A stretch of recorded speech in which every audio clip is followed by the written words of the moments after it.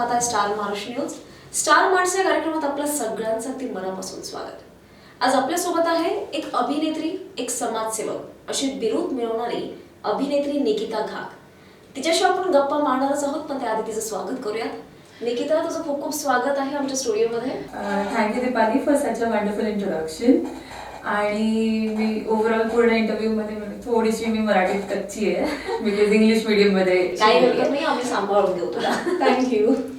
आणि निकिता, खरं तर माझा पहिला प्रश्न तुला हा आहे की तुला अभिनेत्री व्हायचं होतं की तू बाय चान्स झालीस? काय काय नेमकं काय घडलं? कारण तू मुंबईच्या वेशीपाशी राहतेस आणि मुंबई म्हणलं की ग्लॅमरस वर्ल्ड. राईट.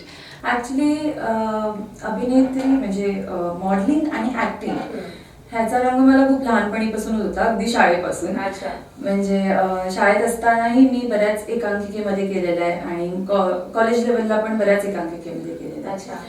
सो हे सगळं करता करता पण मला बेसिकली मॉडेलिंगची आवड खूप होती बिकॉज लहानपणीपासून लाईक कोणतेही कपडे द्या आणि काय just flaunt them like anything. So मॉडेलिंगची आवड पहिल्यापासून होती. मॉडेलिंग मला हे पर्सनली खूप आवडायचं आणि ऍक्टिंग मला यायची आणि काम मिळत गेली आणि म्हणून मी ऍक्टिंग करत गेली. अच्छा, म्हणजे मॉडेलिंग कडून बेसिकली वळतात नंतर ऍक्टिंग कडे, असं काही होतं का तुझ्या बाबतीत? तसंच झालं. पण अजूनही मी मॉडेलिंग वरती जास्त फोकस करते. अच्छा, म्हणजे मॉडेलिंग जवळची आहे. येस. तुझा पहिला प्रोजेक्ट कुठला होता? फर्स्ट प्रोजेक्ट माझा एक मित्र आहे रोहित गायकवाड, त्याच्यामुळे मला मिळाला. तो एका साडीचा ब्रँड शूट होता. आणि साडी म्हणजे थोडीशी टाकी, like me born and brought up in Mumbai, थोडंसं वेस्टर्न आउटफिट्स मध्ये कम्फर्टेबल असायची. आणि फर्स्ट शूट ते पण नर्वस होती आणि साडीचा होता, थोडासा टाकी झाला तो. पण माझाच मित्र होता जो बेसिकली डायरेक्टर होता शूटचा, प्रिंट शूट होता, तर त्याने तो बऱ्यापैकी सांभाळून घेतला. पण नर्वस होती, कसा बसा झाला आणि त्यांनी ते काम काढवून घेतलं, खूप छान काढून. नक्कीच. आणि पहिला प्रोजेक्ट होता म्हटल्यानंतर नर्वसनेस आलाच. Yes. कसं सांभाळून घेतलं? म्हणजे काय सेटवर मजा होती, काय वाटलं? हा, म्हणजे खूप फ्रेंडली वातावरण होतं. बेसिकली जे प्रॉपर चांगले ब्रँड्सचे शूट्स असतात तिकडे खूप छान फ्रेंडली वातावरण असतं, डायरेक्टर्स छान असतात, कॅमेरामॅन छान असतात. त्याच्यामुळे कदाचित मला तो कम्फर्ट झोन मिळाला आणि तो शूट खूप छान पार पडला. निकिता, तू सध्या चालू असलेल्या इंडियाज TGPC या खरं तर कॉन्टेस्ट मध्ये, ऑनलाईन जी कॉन्टेस्ट आहे आणि त्याच्यामध्ये तू फायनलिस्ट ठरली आहेस. काय सांगशील या ओव्हरऑल एक्सपिरियन्स बद्दल? ऍक्च्युली बेसिकली मी आधी सांगेन की TGPC काय आहे. TGPC is the great pageant community. India's miss TGPC हे गेले 4 वर्षापासून हा शो चालू आहे. ब्युटी पॅजंट आहे आणि आजकाल मुली कॉलेज आणि जॉब करणाऱ्या मुलींचं लाईफ खूप हेक्टिक झालं. सो ब्युटी पॅजंटसाठी जॉब सोडणं किंवा कॉलेजचा अभ्यास थांबवणं हे शक्य होत नाही. म्हणून हे ऑनलाईन पॅजंट काढले की तुमच्या सगळ्या राऊंड्स ऑनलाईन होत असतात, इंस्टाग्राम आणि फेसबुक थ्रू. आणि पुढे जाऊन मग जी फक्त फिनाले आहे तिथे तुम्हाला इन पर्सन जाऊन परफॉर्म करावं लागतं. सो ह्याचं मी डिसेंबरमध्ये मुंबईला एक इंडियाज नंबर 1 मॉडेलिंग इन्स्टिट्यूट आहे, कोकोबेरी टॅलेंट म्हणून, रन बाय अलिसिया राऊत. अलिसिया राऊत माझ्या मॅम आहेत, ज्या 20 वर्षापासून या इंडस्ट्रीत आहेत. सो कोकोबेरीतून जेव्हा मॉडेलिंगचं प्रशिक्षण घेऊन बाहेर पडले तेव्हा इंडियाज मिस TGPCला अप्लाय केलं आणि फर्स्ट मंथमध्येच मी डिरेक्टली टॉप 10 मध्ये फिनालिस्टमध्ये पोहोचले. काय वाटलं? घरच्यांना काय वाटलं त्या यशाबद्दल तुझ्या? घरच्यांना म्हणजे माझ्या मम्मीचा खूप मोठा सपोर्ट आहे या फील्डमध्ये माझ्यासाठी आणि खूप कमी मुलींना तो मिळतो. खरं बोललीस, बऱ्याच जणांना खरं तर फॅमिली सपोर्ट या फील्डमध्ये मिळत नाही आणि फॅमिली सपोर्ट या फील्डमध्ये असणं खूप जास्त गरजेचं असं मला वाटतं. त्या पॅजंटमध्ये सध्या मी आता टॉप 10 मध्ये आहे 5 कॅटेगरीजमध्ये. तर त्याच्यात एक मिस गोल्डन हार्ट आहे, miss flawless, miss timeless beauty, miss best smile. तर या सगळ्यात टॉप 10 मध्ये आहे. प्लस स्टेट टायटलसाठी पण आहे, महाराष्ट्रासाठी पण आहे. सो घरच्यांना खूपच आनंद होतोय आणि नक्कीच तुझा प्रयत्न जिंकण्याचा असणार आहे ऑब्व्हियसली. येस. कारण जे मी 6-6.5 इंचाच्या हिल्स वरती जे अख्खा दिवस 12 तास प्रॅक्टिस केली आहे त्याचं कुठेतरी फळ आता ह्याच्यात मिळतंय असं वाटतंय. नक्कीच. तू रॅम्प वॉक केलेला आहे याआधी? रॅम्प वॉक मी एकच रॅम्प वॉक मध्ये केलं, लॅक्मे फॅशन वीक मध्ये केलेलं. लॅक्मे फॅशन वीक मध्ये केलं. मग तो एक्सपिरियन्स कसा होता? कारण तेवढ्या हिल्स मध्ये अगदी सगळ्यांसमोर वावरणं, चालणं, कॅटवॉक करणं. हा, तेव्हा मी इव्हन मॉडेलिंगचं प्रशिक्षण घेतलंही नव्हतं. जसं म्हटलं लहानपणीपासून आवड होती, तर आरशासमोर करायची सवय होती. आणि तेव्हा मी 8 इंचाच्या हिल्स विकत घेतलेल्या खास प्रॅक्टिससाठी. खास प्रॅक्टिससाठी. आणि दोन्ही पायात 1-1 किलोचं वजन बांधून मी प्रॅक्टिस केली, कारण ते स्टेजवरती फ्लॉलेस दिसायला, एफर्टलेस दिसायला. तशा प्रकारे मी लॅक्मे फॅशन वीकमध्ये माझा फर्स्ट रॅम्प वॉकचा प्रोजेक्ट केला. निकिता, खरं तू चंदेरी दुनियेमध्ये आहेस आणि तू एक सांगितलंस की तू समाजसेविका आहेस, प्राण्यांसाठी काम करतेस. मग खरं तर ही प्राण्यांविषयीची तळमळ ही कशी निर्माण झाली? आधीच होती, प्राण्यांविषयी काम करायचं होतं, कसं याकडे कसं वळालीस? ऍक्च्युली जेव्हा मी 8वीत होते, 13 वर्षाची होते, तेव्हाच हे NGO ओपन करण्याचं स्वप्न पाहिलेलं. कारण माझ्या लहानपणीपासून आमच्या घरात बरेच प्राणी होते. त्याच्यामुळे प्राण्यांशी माझं खूप जुनं नातं, म्हणजे अगदी रांगा लागल्यापासून मी प्राण्यांमध्येच राहिले माणसांपेक्षा जास्त. सो 8वीत असताना एक इन्सिडेंट झालेला की मी रस्त्याने, म्हणजे आमच्या शाळेच्या रिक्षाने जात होते आणि रिक्षात बाकी मुलं पण असतात, कारण ते फिक्स शाळेची रिक्षा असते. आणि रस्त्याच्या अपोजिट साईडला एका गाडीने एका कुत्र्याच्या पिल्लाला उडवून गेले आणि मला त्याला वाचवता आलं नाही, कारण आमचे रिक्षावाले काका थांबलेले. सो ती खंत कुठेतरी मनात राहिली आणि अजूनही आहे की मला त्या जीवाला वाचवता आलं नाही. सो त्यामुळे कदाचित की ते तेव्हाच स्ट्राईक झालेलं. आणि मला सायन्स फील्डला जायचं नव्हतं, आर्ट फील्डला जायचं होतं. सो वेटरनरीचा प्रश्नच येत नाही, म्हणून मग NGOची कल्पना डोक्यात आली. आणि यासाठी खरं तर तू 2014ला दावा या संस्थेची स्थापना सुद्धा केलीस. तर काय अनुभव काय होता? जेव्हा मी स्टार्ट केलेलं तेव्हा मी एकटी होती, तेव्हा कोणीच टीम नव्हती, माझ्याकडे काहीच नव्हतं. मी स्वतः रस्त्यावर जायची, मला काही दिसलं म्हणजे कोणी एक आपण ओळखीतनं फोन करतात ना की माहिती असतं आपण असं काही करतोय, तर काही इंजर्ड अॅनिमल दिसला, काय झालं तर मग मी जायची, स्वतः ट्रीट करायची. मग ते ट्रीट करताना बघून लोक जमा व्हायची आणि मग त्यातनं एक लोक जोडत गेली मला, म्हणजे विचारायचे की हे नक्की काय आहे. मग त्यांना मी पूर्ण संस्थेबद्दल पूर्ण माहिती द्यायची आणि मग ते नंतर येऊन व्हॉलंटिअरशिपचा फॉर्म वगैरे भरून जॉईन व्हायचे. आणि तेव्हा जर मला सगळ्यात मोठी साथ जर कोणाची मिळाली ती माझ्या आईची, कारण आम्ही घरात लिटरली एका वेळेला 30-40 प्राणी ठेवून घ्यायचो ट्रीटमेंटसाठी. म्हणजे तू खरं तर त्या संस्थेची सुरुवात ही घरापासून झाली होती. हो. आणि स्वतःचे माझे 13 प्राणी आहेत घरात, पेट्स माझे. त्याच्या व्यतिरिक्त 30 ते 40 प्राणी आमच्याकडे रोज घरात असायचे ट्रीटमेंटसाठी. आणि त्याच्यात काही मंकीज, काही डॉग्स, काही कॅट्स, म्हणजे वाईल्ड लाईफ कम स्ट्रे अॅनिमल्स, हे दोन्ही असायचे. काय म्हणतात, फक्त कुत्र्यांनाच तू आसरा दिला नाहीस, तर खरंच बऱ्याच प्राण्यांना तू आसरा दिलायस. खूप कौतुकास्पद आहे हे सगळं. ह्याचं श्रेय मला माझ्या आईला द्यावंसं वाटतं, कारण घरातल्यांचा सपोर्ट शिवाय हे सगळं घरात करणं शक्य नसतं. म्हणजे कित्येक लोकांच्या घरात एखादं छोटं कुत्र्याचं पिल्लू आणायचं म्हटलं तरी नाही असते. आणि एवढे प्राणी घरात, म्हणजे आमचं लिटरली मिनी झू होतं.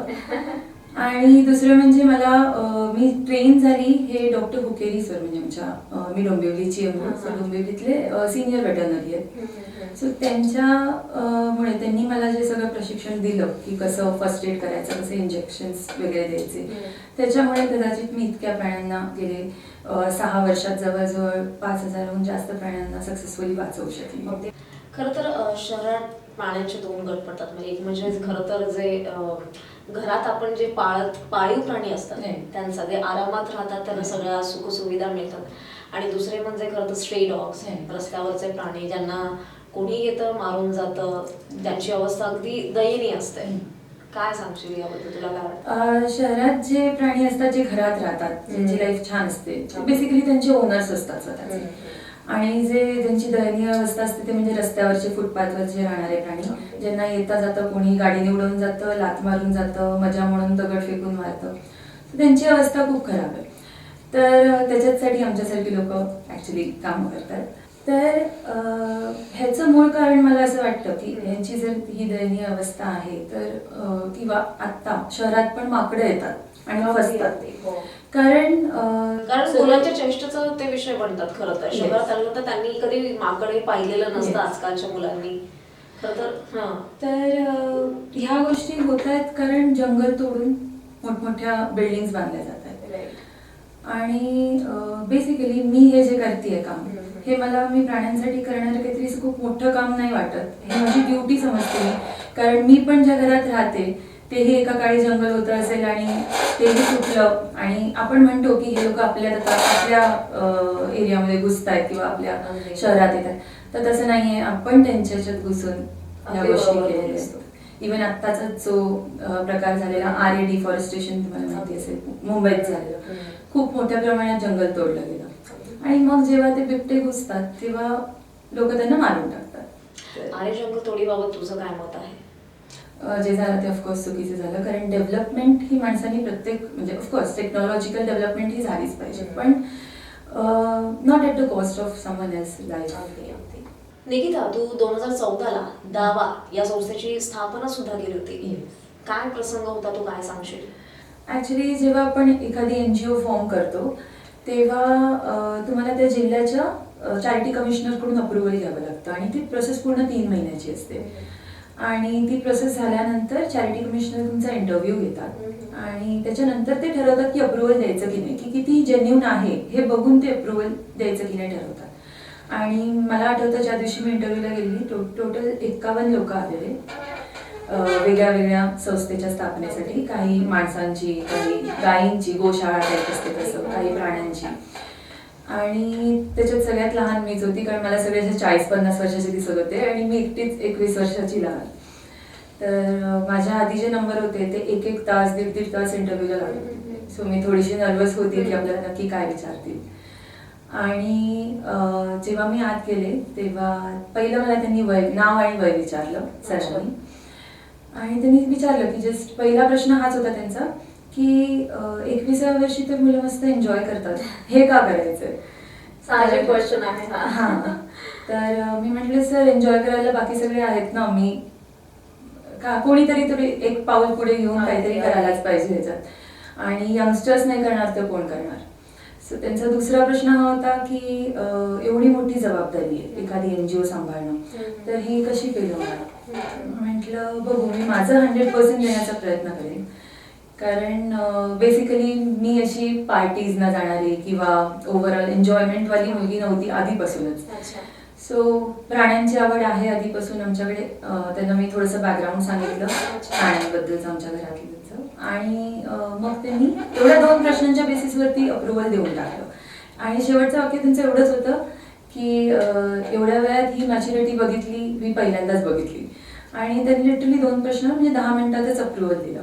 आणि त्या दिवशी टोटल 51 जे अप्रुव्हल्स मिळणार होते त्याच्यापैकी एकच मिळालं आणि ते मला मिळालं. अचीवमेंट होती. आणि तुझ्या त्या खरं तर ह्या प्रवासाच्या सुरुवातीलाच कोणीतरी कौतुकाची थाप दिली तुला. निकिता, तू kill the fear and get animals near हा खरं तर एक अतिशय चांगला उपक्रम राबवला, त्याबद्दल काय सांगशील? ऍक्च्युली हे जेव्हा मी सुरुवात केली संस्थेची तेव्हा मला लक्षात आलं की लोकांमध्ये अवेअरनेस नाहीये आणि तो क्रिएट करण्याची गरज आहे. आणि अवेअरनेस क्रिएट करणं किंवा एखाद्याला मोल्ड करणं हे लहान मुलांपासून सुरुवात करण्यात जास्त सोपं जातं. कारण मोठ्यांना आपण कितीही समजवते ना, नाही ते मोल्ड नाही होणार. आणि लहान मुलांना जर आपण लहानपणीपासूनच ते समजवलं की प्राणी हे खरं तर जर तुम्ही प्रेम दिलं तर बदल्यात खूप जास्त प्रेम देतात. आणि हा अवेअरनेस क्रिएट करण्यासाठी मी शाळेत आणि कॉलेजेसमध्ये म्हणजे हा उपक्रम राबवला होता. बेसिकली शाळेत मी पेरेंट्सना पण बोलवायची, कारण मुलांना तेवढं समजत नाही, आणि त्यांचं काउन्सिलिंग करायचं. कारण घरात आजकाल ना सगळे सिंगल चाइल्ड आहेत. सो सिंगल चाइल्ड हे अग्रेशन त्यांचं वाढतं. आणि बाहेर मैदानी खेळ नसल्यामुळे घरात व्हिडिओ गेम्स खेळून जस्ट अग्रेशन. हां. आणि बालपण तसं जसं आपलं होतं आपल्या लहानपणी तसं आता त्यांचं मुलांचं काहीच राहिलं नाही. सो मी पेरेंट्सना हे काउन्सिल करते की तुम्ही एक पेट तरी घरी आणा, नॉट नेसेसरी डॉग, कारण डॉगचं खूप काही करावं लागतं. कोणताही छोटासा पेट घरात आणा आणि तुमच्या मुलांच्या सायकोलॉजीमध्ये डिफरन्स बघा. जे मुलं अग्रेसिव्ह असतात ते शेअरिंग, केअरिंग हे सगळं शिकतात, काइंड असतात दुसऱ्यांना टुवर्ड्स अदर्स. तर एक पेट असलेलं घर आणि एक पेट नसलेलं घर ह्याच्यात खूप फरक असतो. अतिशय. आणि मी सुद्धा ऐकलेलं की हे खूप चांगली थेरपी आहे, हॅपीनेस थेरपी ज्याला म्हणतात. घरात एक आनंदमय वातावरण निर्मिती होते खरं तर घरात पाळीव प्राणी असला तर. कारण ते वाईब्स तसे पूर्ण घरात पसरतात ना. आपण कितीही दमून आलो घरात की एखादा प्राणी आपला जो पेट आहे त्याला बघून सगळं स्ट्रेस निघून जाते. सो हा अवेअरनेस क्रिएट करण्यासाठी आणि प्लस जास्तीत जास्त प्राण्यांना घर मिळो, कारण हा अवेअरनेस क्रिएट झाला तर ऑफकोर्स लोक अडॉप्ट करतील प्राणी, म्हणून हा उपक्रम राबवला होता. तर त्याच्यात आम्ही शाळेत कॉलेजेसमध्ये जायचो, मुलांना काही व्हिडिओज दाखवायचो अॅनिमल्सचे, त्यांच्याशी थोड्याशा गप्पा गोष्टी आणि करायचो. कुठल्या एज ग्रुप मध्ये साधारण हे तू केलंस? मी नर्सरी पासून अगदी ग्रॅज्युएशन पर्यंत अगदी. कारण तेच एक आपले टीनेजर्स पण मिळतात आणि base सुद्धा मिळून जातो. छोटी मुलं पण मिळतात. सो त्यांना चेंज करणं इझी आहे जसं मी म्हटलं. आणि शेवटला या प्रोग्रामच्या शेवटच्या अर्धा तासात मी काय करायचं, तर सगळ्यांना गोल बसवून माझे घरचे प्राणी जे खूप फ्रेंडली आहेत त्यांना आणून मी मध्ये सोडायची. मेन याचा फंडा हाच आहे की kill the fear get animals near, म्हणजे पहिला हात जो टच असतो ॲनिमल, तो जर लहान मुलांनी लावला तर मग त्याचं टोटली भीती निघून जाते. सो त्याच्या पाठचा फंडा हा होता. कसा म्हणजे रिस्पॉन्स काय होता? खूप छान होता, म्हणजे म्हणजे प्रतिसाद मिळाला? खूप छान. कारण ज्या शाळेत आम्ही स्टार्ट केलेलं त्या शाळेत 6 महिन्यांनी परत आम्ही तोच प्रोग्राम परत रिपीट करायचा. त्याने इन्व्हाइट केलं तुम्हाला परत एकदा. आणि तेव्हा पेरेंट्सनी समोर येऊन सांगितलं की मॅम तुम्ही सांगितलेलं की एखादा छोटा पेट द्या, आणि आम्ही घेतला तर खरंच आमच्या मुलाच्या बिहेवियर मध्ये खूप डिफरन्स आहे. आणि तुझं खरं तर भर कशावर आहे, म्हणजे खरं तर ज्यांना घर नाही असे स्ट्रे डॉग्स म्हणा किंवा असे रस्त्यावरचे प्राणी यांना अडॉप्ट करा म्हणतेस, की खरं तर आजकाल लोकांना एक ब्रँड स्टेटस सिम्बल साठी घेणं, पेडिग्री डॉग्स अगदी अगदी ब्रीड घ्यायला लोक खूप जास्त प्रेफरन्स देतात. तुला काय वाटतं? हा अवेअरनेस तू क्रिएट केलायस का कुठेतरी? कारण जो आपलं इंडियन ब्रीड असते, म्हणजे तुम्ही रस्त्यावरून एखादं पिल्लू उचललं तर बेसिकली त्याच्यावर तुमचे एक्सपेन्सेस पण कमी होतात, कारण त्यांनी आपल्या क्लायमेटला अडॅप्ट केलेलं असतं, खूप स्ट्रॉंग असतात, त्यांचं लाईफ स्पॅन जास्त असतं. प्रत्येकाला वाटतं आपलं कुत्रा सगळ्यात जास्त जगावं, सो लाईफ स्पॅन जास्त असतं, त्याचं काहीही खाऊन राहण्याची तयारी असते, स्ट्रॉंग असतं, इम्युनिटी स्ट्रॉंग असते. सो बेसिकली तसा डॉग अडॉप्ट करणं जास्त चांगलं. आणि मी अवेअरनेस कसा क्रिएट केला की तुम्ही हे बाय करू नका असं नाही, जर तुम्ही एक बाय केलाय तर एक अडॉप्ट पण करा. आजकाल ती ट्रेंड मुलांच्या बाबतीत पण आली आहे, एक स्वतःचं मुलं आणि एक अडॉप्टेड. सो अशा प्रकारे अवेअरनेस क्रिएट केला की ऍटलिस्ट म्हणजे जे ब्रीडर्स आहेत किंवा जे सेलर्स आहेत ते पण ऑफेंड नाही व्हावेत, आणि आपलं काम जे आपण चांगलं करतोय तेही चांगलं झालं. खरं तर हे तुझे इतकं अतिशय चांगलं काम करतेस प्राण्यांसाठी, आणि याला एका खरं तर तुझ्या कुटुंबाची साथ तर आहेच ऑफकोर्स, आणि तू 100 कार्यकर्ते सुद्धा जोडले आहेस याच्या थ्रू. काय सांगशील याबद्दल? जसं मी मगाशी म्हटलं की सुरुवात एकटीने मी केलेली, आणि जसं काम बघत गेले लोक जॉईन होत गेले, म्हणजे जॉईन झाले त्यांचे फ्रेंड्स येत गेले, आणि अशा प्रकारे आता माझा सगळ्यात छोटा व्हॉलेंटियर 18 वर्षाचा आहे, आणि सगळ्यात मोठे जे आहेत ते 60 क्रॉस केलेले त्यांनी आता. सो भरपूर अशा प्रकारचे व्हॉलेंटियर एज ग्रुप मध्ये खरं तर तुझे कार्यकर्ते आहेत. हां, आणि नुसतं इकडेच नाही तर डोंबिवलीतच नाही तर मुंबई, पुण्यात, केरळ, आपलं औरंगाबाद, अरुणाचल प्रदेशपर्यंत, म्हणजे ओव्हरऑल मॅक्झिमम इंडिया कव्हर केलेलं आहे आता. आणि हे कार्यकर्ते आता कसं झालं की इकडून बाहेर पडले, शिफ्ट होतात ना काही लोक जॉबसाठी किंवा कशासाठी, आणि मग त्यांनी तिकडे अजून टीम बिल्डअप केली. सो अशा प्रकारे ही एनजीओ अशी वाढत. अच्छा, आणि हे तुम्ही जे काम करता हे कसं, म्हणजे एकमेकांच्या टच मध्ये कसं येतात? ओव्हरऑल सगळं सोशल मीडिया, कारण आता डिजिटलायझेशन झालेलं आहे, सोशल मीडिया थ्रू सगळं तुमचं काम चालतं. आणि तू आत्ताच बोललीस की खरं तर तुमच्या या संस्थेचा, दावा या संस्थेचा विस्तार झालेला आहे पुणे, अरुणाचल प्रदेश, खरं तर डोंबिवली पुरता मर्यादित न राहता इतक्या साऱ्या जिल्ह्यांमध्ये झालेला आहे. काय सांगशील या विस्ताराबद्दल? तर हे एवढी मोठी संस्था चालवणं हे एकटीचं काम नसतं. खूप चांगली लोक मिळत गेली, आणि मग त्या कड्या जुळत गेल्या, आणि खरंच म्हणजे मला जेम्स मिळाले, लाईक माइंडेड लोक मिळाले. येस, त्यांच्यामुळे हे शक्य झालं. म्हणजे आज जर दावा आहे तर फक्त आणि फक्त त्यांच्या लाईक बॅक ब्रेकिंग एफर्ट्स घेणाऱ्या कार्यकर्त्यांमुळे.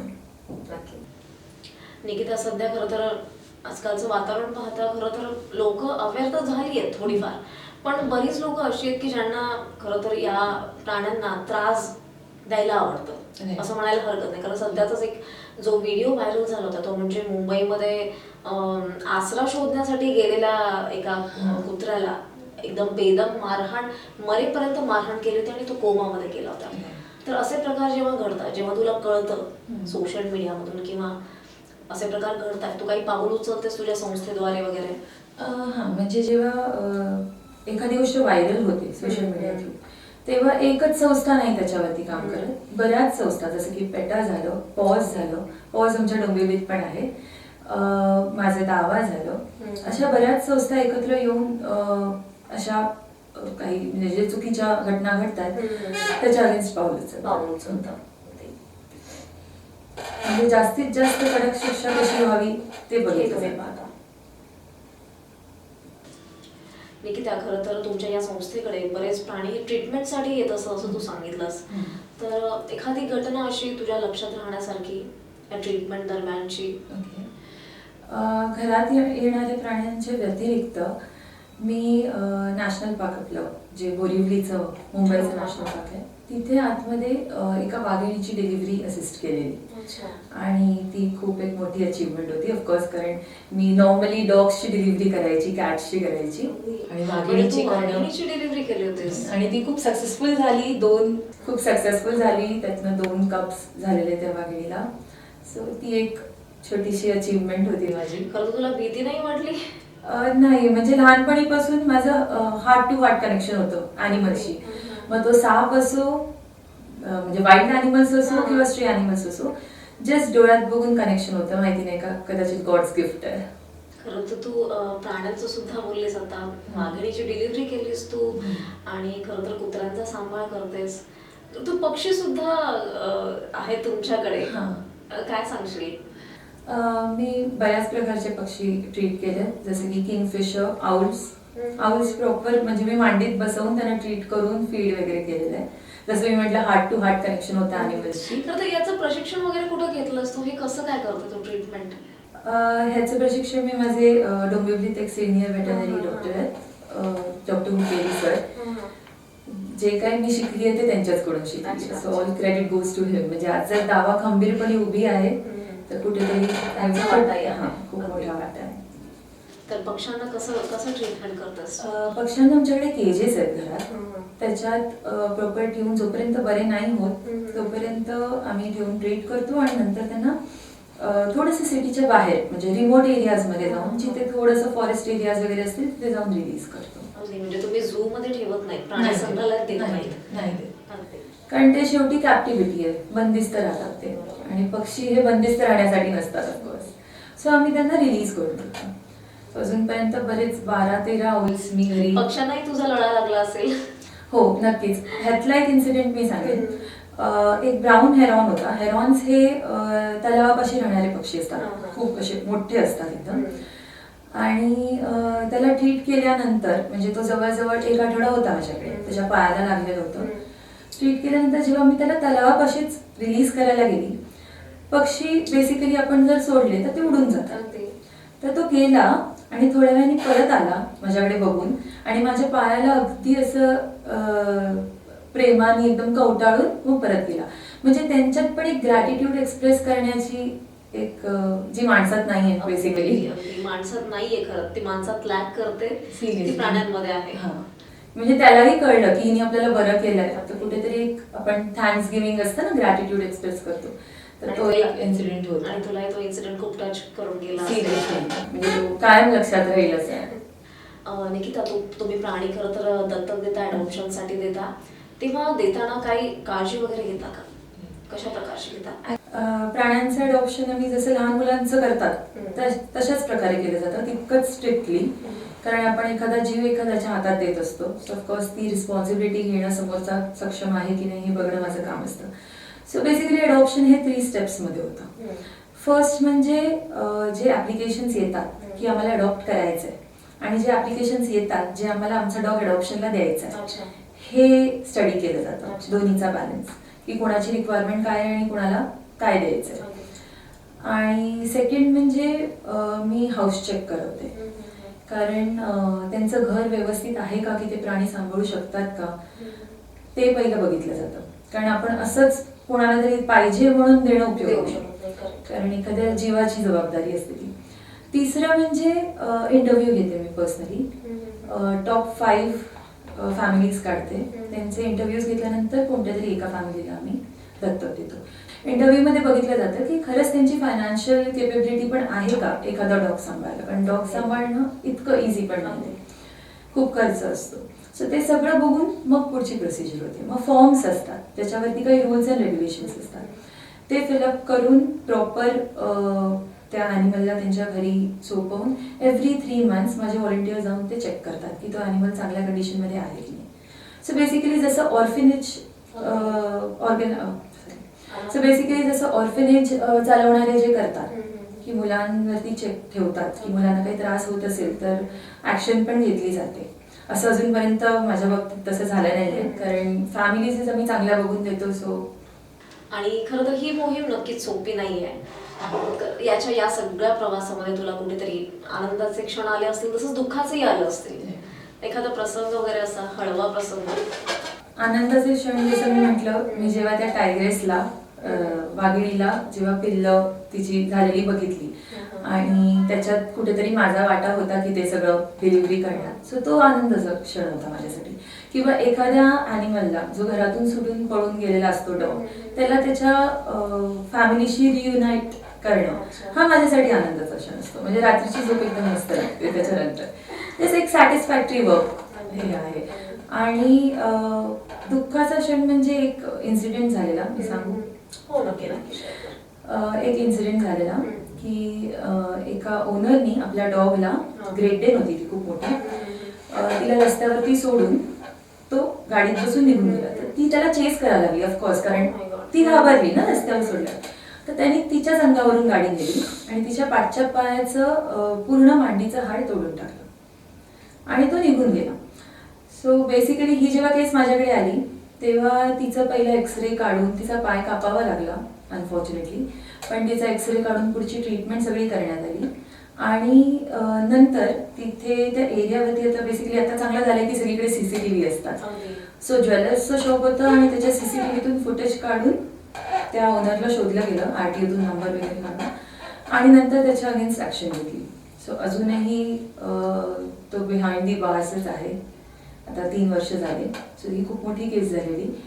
आणि नंतर त्या डॉगला प्रॉपर तिचा पाय अँप्यूट करून, आता तिचे 3च पाय आहेत पण ते अँप्यूट करून तिला चांगल्या घरात दत्तक देण्यात आलं. सो हा एक आणि ही खूप मोठी प्रोसेस होती, बिकॉज तिला तिच्या 3 पायावर उभं करणं आणि जवळजवळ 6 महिने सगळी झाली केस लढून आणि तिला जस्टिस मिळवून देण्यात. सो हा एक थोडासा होता. म्हणजे नंतर एंड ऑफ द डे आनंद होताच, कारण तिला चांगल्या घरात दिलं. पण कुठे ना कुठेतरी ते 6 महिन्याचं एक मेंटल प्रेशर मला पण होतं आणि सारखं ती गोष्ट खात राहायची. खरं तर आपण आता ट्रीटमेंट बद्दल सुद्धा बोलत. जेव्हा तू प्राण्यांची ट्रीटमेंट करते, पक्ष्यांची ट्रीटमेंट करते, तर या दोन्ही ट्रीटमेंट्समध्ये काही फरक आहे का, डिफरन्स आहे का? ओके, सो प्राण्यांची ट्रीटमेंट आणि पक्ष्यांची ट्रीटमेंट बेसिकली टोटली डिफरंट आहे. कारण प्राण्यांच्या ट्रीटमेंट्समध्ये सर्जरीज होतात आणि बऱ्यापैकी इझी असते. पक्ष्यांची इझी नसते, कारण त्यांना फक्त ओरल फीडिंगनीच मेडिकेशन देता येतं. इंजेक्शन्स वगैरे देणं थोडंसं टफ जातं. आणि आपल्याकडे इंडियात ती सोय नाही आहे. सो प्राण्यांची ट्रीटमेंट कम्पॅरेटिव्हली पक्ष्यांपेक्षा खूप इझी असते. कारण पक्ष्यांचं इंटरनली लाईक तुम्ही एक्सरे नाही काढू शकत, MRI नाही काढू शकत. सो इंटरनल फंक्शनिंग करणं थोडं मुश्किल जातं. खरं तर आता परत मी तुझ्या फिल्मी लाईनकडे वळते. आगामी कुठले प्रोजेक्ट्स घेऊन येतेस?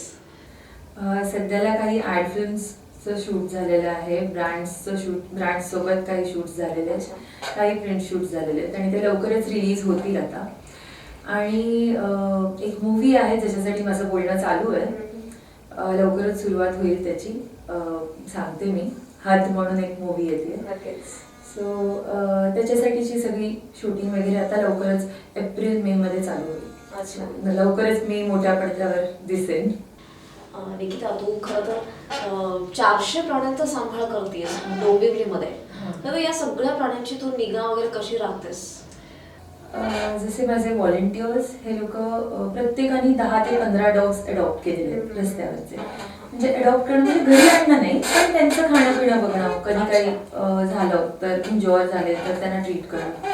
सो प्रत्येकाने 10-15, प्रत्येकाला जमतील तसं 2-3, कोणी 60-70 सुद्धा एवढे डॉग्स अडॉप्ट केले. आणि त्यांना डेली 1 टाइम फीडिंग दिलं जातं. ओके. सो अशा प्रकारे त्यांचा बेसिक सांभाळ केला जातो. आणि त्या व्यतिरिक्त उन्हाळ्यात आम्ही ऑल ओव्हर डोंबिवली आणि आता दुसऱ्या राज्यांमध्ये सुद्धा वॉटर बाउल्स ठेवतो. कारण हीट स्ट्रोकनी पक्षी आणि प्राणी हे हीट स्ट्रोकनी जातात, त्याच्यामुळे वॉटर बाउल्स ठेवतो. आणि तिकडच्या दुकानदारांना जास्त डेली फिल करायला सांगतो. तेवढं कॉपरेशन मिळतं त्याच्याकडून. समर्समध्ये तर हे होतं वॉटर. मॉन्सूनमध्ये जसं इंग्लिश नाही, उन्हाळा झालं, मी उन्हाळ्याचं सांगितलं. थंडीत मोस्टली असं होतं की बऱ्याच डॉग्सना पिल्लं होतात, कारण तो एक सीझन असतो मेटिंगचा, त्याच्यामुळे. तर लहान पिल्लं असतात, थंडी बेअर नाही करू शकत. तर त्यातल्या त्यात जर ते जिथे आहेत पिल्लं त्यांच्यासाठी छोटंसं शेल्टर क्रिएट करता आलं, कारण आपण प्रत्येक कुत्रा हा घरी उचलून नाही आणू शकत. सो तिथल्या तिथे जे काही करता येईल हे सगळे माझे व्हॉलेंटियर्स या छोट्या छोट्या गोष्टी करत असतात डेली बेसिसवर. आणि पावसाळ्यात बेसिकली त्यांचा राहण्याचा जो त्रास होतो, तर त्याला आम्ही असं डील करतो की प्रत्येक सोसायटीमध्ये थोडासा अवेअरनेस क्रिएट करून एक पावसाळ्यापुरती एक छोटासा फायबरचं शेल्टर टाकून देतो, जिथे ते डॉग्स बसू शकतात. आणि सध्याला आता अवेअरनेस क्रिएट झाल्यामुळे सोसायटीज कॉपरेट पण करतात. निकिता, चंदेरी दुनियामध्ये तू आहेस आणि खरं तर आता तुझ्या 2 फॅमिली आहेत, तुझी स्वतःची एक फॅमिली आणि ही जी क्रिएट केली असतो प्राण्यांची ती फॅमिली.